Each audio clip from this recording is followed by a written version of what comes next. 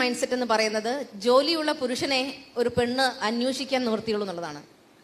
സ്ത്രീകൾക്ക് ജോലി ഉണ്ടെന്നുണ്ടെങ്കിൽ എന്തുകൊണ്ട് ജോലിയില്ലാത്ത പുരുഷന്മാരെ കല്യാണം കഴിച്ചുകൂടാ?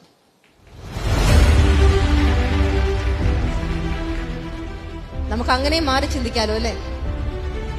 ശരിയാണോ അല്ലയോ?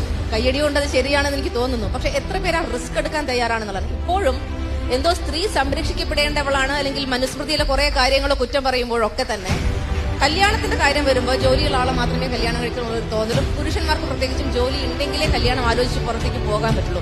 പണമാണ് പലരും. ഇപ്പം നിങ്ങൾ സാലറി 35,000 സാലറി അല്ലെങ്കിൽ 20,000 സാലറി, ഞാൻ ഇന്ന മേഖല പഠിച്ചിട്ടുണ്ടെങ്കിൽ ഇവിടെ വളരെ പൈസ കുറവാണ്. പണം മാത്രമല്ലല്ലോ ഒരു വിവാഹ ജീവിതം മുന്നോട്ട് കൊണ്ടുപോകേണ്ട ആവശ്യമെന്ന് പറയുമ്പോൾ പലപ്പോഴും ആ ഒരു അവസ്ഥയെ നമ്മൾ ഒരുമിച്ച് എങ്ങനെ തരണം ചെയ്യുന്നു എന്നുള്ളതാണ്. പക്ഷെ അതിനുള്ള റിസ്ക് എടുക്കാൻ എന്നാണ് പെൺകുട്ടികൾ കേരളത്തിൽ മുന്നോട്ട്